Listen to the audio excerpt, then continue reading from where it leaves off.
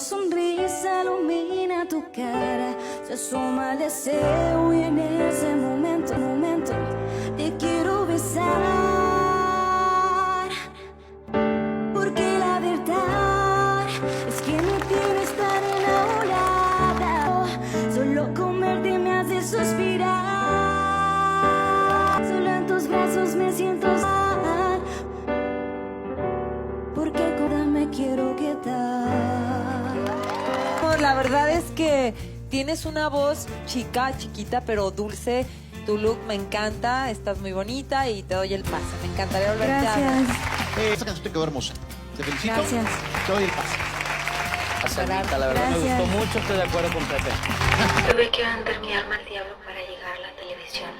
Detrás de cámaras no es lo que parece. Cuando tenía 5 años, recuerdo que me subía arriba de la cama, agarraba mi cepillo como un micrófono, me miraba en el espejo y decía, cuando yo sea grande voy a salir en la tele, cuando yo sea grande voy a ser una cantante famosa y voy a tener mucho dinero. Imaginaba que iba a ser una gran actriz. Desde muy pequeña crecí en la iglesia y en la iglesia aprendí el arte de cantar, actuar y bailar.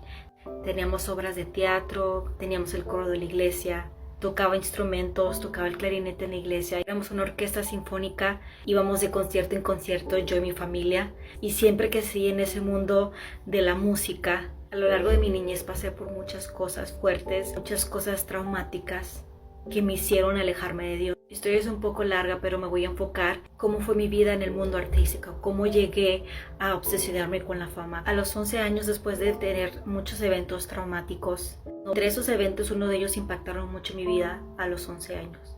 A los 11 años yo empecé a autolesionarme, me empecé a ser adicta, masoquista en lesionarme mis brazos, mi cuerpo, y ya no era suficiente hacer esas cosas en mi cuerpo, sino me metí en el mundo de la oscuridad y empecé a tratar de SUI.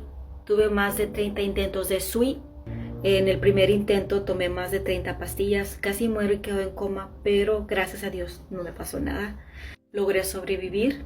Pues pasaron los años y seguía teniendo ese vacío en mi corazón que siempre trataba de anestesiar a través de diferentes anestesias. Una de las anestesias que más impactaron mi vida, yo le llamo anestesias porque las anestesias pueden ser las drogas, el alcohol, el azúcar, la fama, el control, el poder. Hay muchas anestesias en este mundo y entre esas anestesias, hablo de mi testimonio, fue la fama, el poder sentir que yo tenía las riendas de mi vida, que yo tenía el control de mi vida, que yo iba a poder ser alguien, que mi identidad estaba llena de que ser famosa me hacía alguien en esta tierra y me hacía sentir suficiente y llenaba, según yo, el vacío en mi corazón. A los 18 años oficialmente me hice cantante profesional, fui a muchas audiciones de canto, La Voz México, Tengo un Talento, Mucho Talento, La Academia, The Voice, y en todas las audiciones experimenté cosas horribles con los jueces. Yo estaba segura de mí, estaba segura de lo que quería lograr, yo sabía que tenía talento, yo decía yo soy bella, tengo talento, tengo potencial y tengo una gran visión, voy a llegar lejos. Entre esas audiciones gané la audición de Nickelodeon de Disney. Yo sentí que voy a llegar muy lejos, voy a estar en Hollywood, pero también voy a estar en Televisa y estaba como que muy segura de lo que yo iba a lograr. Tuve un accidente de carro horrible y a los 2 meses empecé a tener síntomas de lupus muy fuertes. Me empecé a desanimar, pero aún así no paraba mi carrera artística. Seguía yendo a diferentes audiciones con la idea de que yo iba a ser famosa. En esos 5 años de audición en audición, me desanimaba cada vez que iba con un juez. El juez me decía, eres bonita, tienes todo lo que se necesita en una estrella, pero tu visión y tus ideas no tienen sentido, no encajan aquí. De verdad no había juez que me dijera eso, porque yo tenía esa intención de ser cantante, pero no solamente ser una cantante llena de fama y poder y ser bonita. Yo tenía un plan. Yo quería a través de mi historia hablar y ayudar a otras personas a hacer conciencia de la salud mental. Esos eran mis planes. Ellos me preguntaron cuáles son tus planes como cantante, qué es lo que quieres lograr. Ellos esperaban una respuesta como salir en películas, grabar estos cuantos discos. Esperaban como metas más de un artista, pero mis metas eran más ayudar a la sociedad. Y yo no entendía que ahí estaba mi propósito, el propósito que Dios tenía en mi vida. Sin saber que Dios había puesto en mi corazón estas ideas para yo poder ayudar al prójimo. Obviamente estas ideas a los jueces los sacaba de onda y decía, estas ideas no encajan aquí, tú no vas a llegar a ningún lado, si tú quieres ser famosa, prácticamente me dieron a entender que yo tenía que ser un títere, tenía que enseñar más y tenía que perderme a mí misma para poder lograr ser lo que ellos pensaban que era un artista perfecto o el artista ideal. Me desanimaba en cada audición, que cada vez que yo perdía una audición, yo en la noche literal llegaba a mi casa o llegaba al hotel que de verdad quería quitármela y quería cometer suicidio. Y yo decía, mi vida no tiene sentido, no tiene propósito, nadie cree en mí. Antes de ganar estas audiciones, yo tenía una amiga bruja y ella me dijo, bueno, si quieres llegar lejos, ¿por qué no vendes tu alma al diablo? Y con eso se te van a abrir las puertas. Bueno, yo le hice caso, mala influencia, ¿verdad? Y yo me dejé influenciar. Hice caso, hicimos un pacto. Después de ese pacto se me empezaron a abrir un montón de puertas de audiciones. No sabía a dónde iba, solamente sabía que tenía un dolor muy grande en mi corazón y que tenía un gran vacío y que lo quería llenar como diera lugar. Después de tantas audiciones me deprimí muchísimo. Por 6 meses me puse a tomar, prácticamente era una borracha. Todos los días me tomaba una botella de vino al día, a veces casi. Me iba al puente y cantaba y la gente me empezó a conocer. Muy triste todo lo que se ve detrás de cámaras, no es lo que parece. Yo lo viví un poquito, no viví lo que muchos artistas viven, ¿verdad? Pero viví un pedacito y un comienzo de lo que es estar detrás de cámaras y qué bueno que Dios me rescató porque las cosas se iban a poner peor. Hay mucha depresión ahí, mucha competencia, es muy triste, nunca logras ser suficiente, siempre te falta. Es como un títere que ellos usan para vender más, para que más almas se pierdan. Muchas personas me fueron a evangelizar ahí cuando yo cantaba y yo los rechazaba, ¿verdad? Estaba tan deprimida que me enfermé muy feo. Una larga historia, tuvieron que operar, fue muy feo. Me dijeron, tenemos que operar en este momento. No pasó ni una hora y me operaron. Salí de la operación y dije, bueno, todo va a estar bien. Tenía tanta fobia a los medicamentos que no me tomé los antibióticos ni las pastillas para el dolor. Fue una semana de dolor intenso, intenso, intenso. Yo sentía la herida abierta, pero era más mi miedo que tomarme la medicina. Y al final se me terminó infectando la herida, se me puso negra, es muy peligroso. Hay personas que en los tiempos de antes se morían de gangrena, personas que se han encajado clavos. Yo supe la historia de una persona que se encajó un clavo y se terminó muriendo por una infección. Y se murió en esa misma noche al no tratar la infección de la herida. Es muy fuerte. Y yo pasé por algo similar, pero en estos tiempos tenemos más medicina y tenemos más tecnología. Me terminó infectando horrible, tuve que terminar en el hospital otra vez, pensé que me iban a volver a operar. Y le pregunté a la doctora, ¿esto es muy grave? La doctora habló conmigo, yo estaba como que con el corazón acelerado, como que yo presentía que algo iba a pasar. Le pregunté a la doctora, ¿me voy a morir? ¿Esto es de vida o muerte? Y me dijo, probablemente, no sé. Puede que te puedas morir porque la infección puede ir a toda tu sangre. Bueno, el punto es que me lo dijo así súper fría, no tuvo ni consideración, ni empatía. A veces así son los doctores, ven muertes todos los días. Yo no lo podía creer, ella se fue del cuarto, me dejó sola. Yo estaba pensando, dando vueltas en mi mente, ¿me voy a morir? ¿Será que ahora sí me voy a morir? ¿Será que...? Entonces fue cuando empecé a hablar con Dios. Yo le dije, Dios, ¿sabes qué? Me pongo cuentas contigo, no me quiero morir, vamos a hacer un trato. O sea, yo así como que negociando con Dios. Le dije, si tú me salvas, yo te voy a servir, dame esta chance, yo voy a servir en mi iglesia, yo voy a hacer esto y esto. Tú nomás dame chance, déjame vivir y te aseguro que te voy a servir. Mira, vamos a hacer este trato y yo te prometo esto. Bueno, llegó la doctora me dijo, ok, parece que todo está bien, parece que pudimos salvar la herida, parece que pudimos desinfectarla con antibióticos, te pusimos antibiótico en la sangre. 3 meses no podía hacer nada, más o menos a la semana fui a lavar a la lavandería y en eso llega una hermana de la iglesia con su folleto y me empieza a evangelizar y me dice, invito al grupo de jóvenes, jueves en la tarde. Le dije, sí, ahí voy a estar. De tanta gente que me evangelizó en la calle cantando, a todos les rechazaba, ¿no? Recuerdo a todas las personas que me evangelizaron y gracias, aquí estamos. Muy impresionante. Una vez cuando yo canté en el puente, toda, ay, ya me estoy poniendo sentimental, toda borracha, toda triste, donde sentía que mi vida no tenía propósito, no tenía sentido.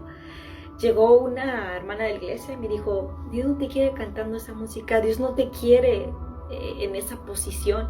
Dios tiene algo mejor para ti. Dios quiere que tú le sirvas y que tú le cantes a Él. Y yo sentí como algo aquí adentro. Y yo dije, bueno, gracias por sus palabras, pero yo voy a ser cantante, yo voy a ser famosa. Yo ya tengo mis planes. Mis planes no es ser cristiana ni ser religiosa. Y me da sentimiento, ¿verdad? Porque cuántas personas no me evangelizaron con mucha fe y ahora Dios me salvó, ¿verdad? Me hizo entender las cosas. Bueno, regresando a la historia, terminé yendo a la iglesia y sentí algo con mucha paz, como que muchas ganas de llorar. Y yo decía, pues, ¿qué es esto? No entendía, pero ese sentimiento ya lo había tenido antes, de chiquita. De chiquita yo crecí en la iglesia, yo siempre sentía ganas de llorar cuando estaba en la iglesia. De hecho lloraba, desde muy pequeña yo lloraba y no sabía qué era la presencia de Dios. Yo lloraba y recuerdo que a los 8 años entregué mi vida a Dios y le dije, yo te acepto en mi corazón, y lo recuerdo. A los 5 años yo recuerdo que sentía la paz de Dios. Y yo cantaba alabanzas desde muy chiquita, desde que tengo recuerdo, de los 5 en adelante. A los 8 acepté a Dios en mi corazón. A los 11 años volví a aceptar a Dios en mi corazón. A los 24 años me reconcilié con Dios. Fui una hija pródiga que regresó a los caminos de Dios. A veces esa experiencia donde sentía que me iba a morir. Estaba yo molesta, dije, ay, tengo que ir a la iglesia porque le prometí algo a Dios. Y pues Dios es una cosa seria. Si Él me sacó de la muerte, me sacó viva del hospital y no me pasó nada, eso quiere decir que Él existe, eso quiere decir que tuvo misericordia y hizo un trato conmigo y me dio otra oportunidad. Entonces dije, pues tengo que cumplir lo que le prometí. O sea, no quiero nada con Él, honestamente no quiero la iglesia porque le prometí eso. Cómo me arrepiento, o sea, me arrepentía de lo que yo le había prometido a Dios. Estaba como tan enojada, pero dije, pues era como una deuda, como si me hubieran pagado una fianza y yo les tengo que pagar de vuelta, así. Entonces dije, pues le tengo que pagar, le tengo que cumplir, ¿verdad? Pero no quería. Y ahí, como no queriendo la cosa, la tercera vez que fui, empecé a sentir muchas ganas de llorar y no podía parar de llorar. Y empecé a sentir cómo Dios llenaba un vacío, que yo tenía un hueco que yo ni sabía que tenía. Fue una cosa tan hermosa que nunca voy a olvidar. Y empecé a sentir como que Él llenaba esa necesidad, ese vacío que yo tenía, que traté de agarrar en la fama, que traté de conseguirlo con una identidad falsa. Yo sentía que si yo era famosa, yo iba a ser alguien, que yo iba a lograr un propósito en esta tierra. Yo pensaba que mi propósito era llegar lejos de esa forma y no entendía que Dios tenía otros planes para mí. Ahora siento que estoy viviendo mi propósito. Ya no tengo esa identidad falsa. Ahora sé que soy una hija de Dios, soy una ministra del altar, soy una persona que sirve a Dios, soy una persona que está completa, que ya no tiene ese vacío en su corazón, porque Dios ya me llenó completamente. Ya no tengo que aparentar ni hacer cosas para que me acepten. Me enamoré tanto de Dios que ya no le servía porque le debía, sino porque lo amaba. Lo empecé a conocer de una forma sobrenatural. Y en ese momento empecé a escribirle música, empecé a escribir muchas canciones, empecé a hacerle muchos poemas, empecé a servirle con todo mi corazón. Iba a las calles, cantaba en el puente, hablaba de la prevención del SWI, hablaba de cómo Jesús me rescató, decía que en ese puente donde yo cantaba desamor y borracha, en ese puente yo traté de quitarme la vida y Dios me rescató de eso. Y yo le hablaba al mundo y lo sigo haciendo. No te olvides de tu propósito en esta tierra. ¿Por qué estás aquí? ¿Qué legado quieres dejar a tus hijos o a tus nietos? Cuando tú te mueres, ¿qué quieres que recuerdan? No, esa persona era luchadora, esa persona nos dejó esta herencia, ¿no? Y no estoy hablando de dinero. O sea, nos dejó este ejemplo. ¿Cómo quisieras que te recordaran? ¿Por qué seguimos vivos? Si seguimos vivos es porque Dios no ha terminado de cumplir nuestro propósito. Y no sé cuánto tiempo voy a estar en esta tierra, pero lo que sí sé es que ya estoy viendo el propósito de Dios en mi vida, que yo ya siento que mi vida tiene sentido y no hay nada que te llene más que la presencia de Dios. No hay fama ni anestesias. No hay personas, no hay nadie, ni el dinero, ni el poder, ni la fama, no hay nada que te llene como Dios. Para mí era la fama, el poder. Para otros es otras cosas, lo material, el aparentar una casa, carros, que no tiene de malo aspirar, ¿no? Y tener esa visión de tener una mejor vida, ¿no? Pero a veces nos perdemos mucho en el futuro y nos olvidamos realmente de vivir un presente y valorar nuestra vida, nuestra familia, que nos aferramos tanto al futuro y a la vanidad y a la competencia. Damos la misión que Dios tiene, ayudar al prójimo, para que tu testimonio pueda ayudar a esta sociedad tan perdida, a este mundo lleno de caos, lleno de tristeza y oscuridad.